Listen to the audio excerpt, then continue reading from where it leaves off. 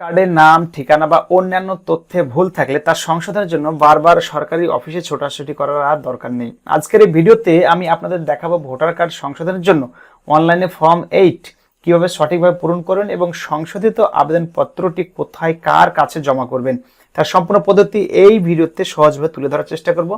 ভিডিওটি ভালো লাগলে লাইক, শেয়ার এবং সাবস্ক্রাইব করতে ভুলবেন না। সরকারি আপডেট পেতে চ্যানেলটি সাবস্ক্রাইব করে রাখুন। চলুন শুরু করা যাক সরাসরি ব্রাউজারে। যে কোনো একটি ব্রাউজারে গিয়ে আপনার voters.eci.gov.in এইটা লিখে সার্চ করলে সরাসরি এরকম একটি হোম পেজে নিয়ে চলে আসবে। অর্থাৎ আমি কিন্তু এখানে সাইন আপ বা লগ ইনটি দেখাচ্ছি না, কারণ ইতিপূর্বে অনেক ভিডিওতে আমি দেখিয়েছি বা আপনারা জানেন যে এখন কিভাবে সাইন আপ করতে হয়। সাইন আপ করার পর লগ ইন করবেন, লগ ইন করার পর এরকম একটি পেজ কিন্তু আপনার সামনে চলে আসবে।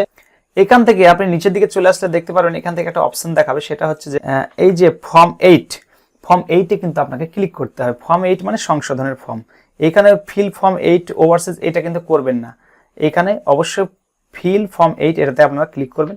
ক্লিক করার পর সেলফ অর আদার ইলেক্টরস, এইখানে এই যে কথাটি লেখা রয়েছে দুটি, যদি আপনার নিজের নামে লগইন আইডি বানিয়ে রাখেন এবং নিজের যদি ভোটার কার্ড সংশোধন করতে চান তাহলে সেলফ করবেন, যদি পরিবারে আরো কারো সদস্যর সংশোধন করতে চান আদার্সে ক্লিক করার পর সাবমিটে ক্লিক করুন। ভোটার কার্ড বসিয়ে দেন, সাবমিটে ক্লিক করুন। ক্লিক কার্ডের নাম্বারটি বসিয়ে দিবেন, তারপর দেখতে পাচ্ছেন নেক্সট করলে তার সমস্ত তথ্যখান দেখাবে। রিলেটিভস নেম অর্থাৎ তার আত্মীয়ের নাম, পার্ট নাম্বার, সিরিয়াল নাম্বার, তার যে অ্যাসেম্বলি বিধানসভার নাম্বার সবকিছু দেখাবে। ঠিকঠাক থাকলে ওকেতে ক্লিক করবেন। ক্লিক করার পর এখানে কিন্তু আরেকটা জিনিস এখানে সিলেক্ট করে নিতে হবে, শিফটিং। ট্রান্সফার ক্ষেত্রে এটি যাদের নতুন ট্রান্সফার করতে চাইছে তারা এখানে ট্রান্সফার করবে, স্বামীর বাড়ি বা বাবার বাড়ি থেকে স্বামীর বাড়িতে আসলে এটা শিফটিং হবে।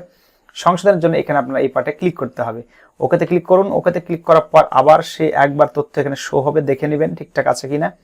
নেক্সটে ক্লিক করতে হবে। নেক্সটে ক্লিক করার পর এখানে দেখতে পাচ্ছেন নেক্সট করে এগিয়ে যাবেন। নেম অফ দ্য অ্যাপ্লিক্যান্ট এবং এপিক নাম্বার, ভোটার কার্ডের নাম্বার এবং নাম দেখাবে। আধারটা সিলেক্ট করবেন আর নেক্সটে ক্লিক করবেন। নেক্সট করে কিন্তু এই কাজে এগিয়ে যেতে হয়। নেক্সট করবেন, আধার নাম্বার বসিয়ে দেবেন এবং ফোন নাম্বার বসিয়ে দেবেন। যদি নিজের ফোন নাম্বার না থাকে পরিবারের কারো একজনের দেবেন, সমস্যা হবে না। এরপর নেক্সটে ক্লিক করবেন। যতক্ষণ না ঘর যদি আপনি ফাঁকা রাখেন কিন্তু এরকম প্রিভিয়াস দেখাবেন, নেক্সট অপশন দেখাবে না। আপনার যদি ঘর ঠিকঠাকভাবে ফিল আপ করেন তবেই জানবেন যে আপনার নেক্সট বাটন আপনি চাপ দিতে পারবেন। নিচের দিকে চলে আসুন। এই জায়গা থেকে কিন্তু আপনার সংশোধনের জায়গা application for correction of entries and existing electoral roll, এখান থেকে আপনার যেটা অনেকগুলো একসঙ্গে অ্যাপ্লাই করলে অনেক ক্ষেত্রে সমস্যা হয়, একসঙ্গে অতগুলো অ্যাপ্রুভ পড়ে না। তো যাই হোক মৌলিক যে বিষয়গুলো সেগুলো আপনারা চেঞ্জ করবেন। ডেট অফ বার্থটা চেঞ্জ করতে পারেন, তো আমি এখানে ডেট অফ বার্থটাই চেঞ্জ করব। এটা সিলেক্ট করার পর যখন নেক্সটে ক্লিক করলাম তো ডেট অফ বার্থটা এখানে লিখে দেবেন। এই যে ক্যালেন্ডার এখান থেকে আপনি লিখে দেবেন। তারপরে এর এগেনস্টে বা এর প্রমাণ এভিডেন্স কি দেবেন, আপনার কি জন্ম তারিখের হিসাবে কি প্রমাণ আছে সেটা এখানে সিলেক্ট করবেন। আধার কার্ড অবশ্যই, সেই আধার কার্ডটিকে কিন্তু আপনি 2 MBর মধ্যে জেপিজি, পিএনজি, পিডিএফ যে কোনো ফাইলে কনভার্ট করে আপলোড করে দেবেন। তারপর তার গ্রামের নামটা এখানে লিখে দেবেন প্লেসের জায়গায়। তারপর নেক্সট করে নিচের দিকে যখন চলে আসবেন এই ক্যাপচারটা একে ঘরে বসিয়ে প্রিভিউ অ্যান্ড সাবমিটে ক্লিক করবেন। অনেক ক্ষেত্রে ক্যাপচারটা ফেল মারে, একবার রিফ্রেশ করে সাবমিট করবেন। পেজ কিন্তু অলরেডি ঠিকভাবে সাবমিট হয়ে গেছে। সব দেখে নেবেন, যে জায়গায় সংশোধন করলেন সেই জায়গাগুলো একবার ঠিকঠাক দেখে নেবেন। নিচের দিকে আসার পর এখানে এডিটিং এর অপশন থাকলে এডিটিং করে নেবেন, কোনো সমস্যা থাকলে এডিটিং করে নেবেন, না হলে কিন্তু ই সাইনে ক্লিক করবেন। তারপর তার আধার নাম্বার বসিয়ে দিয়ে এখানে আধারে একটি ওটিপি চলে যাবে, সেই ওটিপিটা এখানে বসিয়ে দেওয়ার পর এরকম একটা পেজ কিন্তু আপনার সামনে চলে আসবে।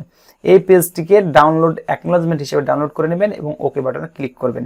তাহলে কি হবে, এই যে পেজটি এখানে আপনার ডাউনলোড করে যে রিসিভ কপিটি বের হবে এটা নিয়ে কিন্তু আপনি আপনার যে নিকটস্থ বিওলো তার সঙ্গে যোগাযোগ করবেন যে আমি অনলাইনে কারেকশন মেরেছি, তো স্যার এটা আমি কি করবো ব্যাপারটা। সে কিন্তু আপনাকে ডকুমেন্টসগুলো ভেরিফাই করে ছেড়ে দেবে এবং তারপরে আপনার কিন্তু ভোটার কার্ডটা ট্রান্সফার হয়ে সংশোধিত হয়ে বেরিয়ে আসবে। এইভাবে কিন্তু খুব সহজেই নিজের ভোটার কার্ড ট্রান্সফার করতে পারবেন, কোথাও দৌড়াদৌড়ির দরকার নেই। ধন্যবাদ।